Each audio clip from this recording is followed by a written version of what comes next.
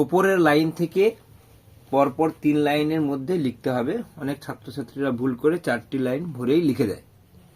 এরপর সমস্ত অক্ষরগুলি একসঙ্গে দেখার পালা। আমরা বাংলা স্বরবর্ণ ব্যঞ্জনবর্ণ শেখার পরেও একটি পৃষ্ঠাতে এরকম ভাবে ছিল, ঠিক তেমনি ভাবে ইংরেজি স্মল লেটার এবং ক্যাপিটাল লেটার সবগুলো শিখতে পারলো কিনা আরেকবার আলোচনা করে দেখে নেওয়া, এবং ইংরেজি রুলে লিখতে পারা। ইংরেজি রুলে লিখতে পেরে গেলে বাংলা রুলে লেখা শিখতে হবে। যদিও প্রথম শ্রেণীর বাচ্চাদের কাছ থেকে বাংলা রুলে লেখার দক্ষতাটা কাম্য নয়, তবুও চেষ্টা করতে হবে, বা একটু উঁচু ক্লাসের ক্ষেত্রে 2, 3, 4 এর ক্ষেত্রেও এই দক্ষতা বাড়ানোর চেষ্টা করতে হবে। এরপর এটা হলো ক্যাপিটাল লেটার্স। আচ্ছা, এরপরে চলে যাচ্ছি পরের পৃষ্ঠায়।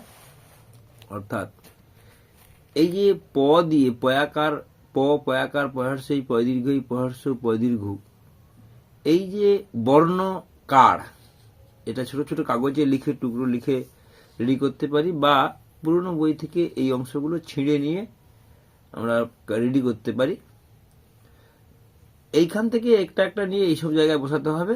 এখানেরও সব শেষ হবে, আর এখানেও শেষ হবে। পীড়া পয়দীর্ঘিকার রয়াকার, পূজা পয়দীর্ঘ উকার, বুর্গীজ আকার, পলি বা পুলি পয়াহর্ষ লহর্ষই দিলেই ভালো হবে। তবে কি সমস্ত কারগুলোর ব্যবহার হবে। এখানে পলি যদিও হয়, কিন্তু পুলি দিতে হবে, যেহেতু এখানে পলি দেওয়া আছে। কারণ পথ এখানে, এই পটা এখানে এসে গেছে। আচ্ছা, পানো পিসি হয়ে গেল।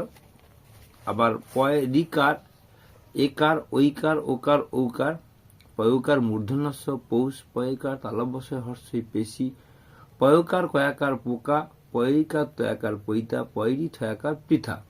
এই পয়রিকাটা এখান থেকে আসছে, পয়কারটা এখান থেকে আসছে।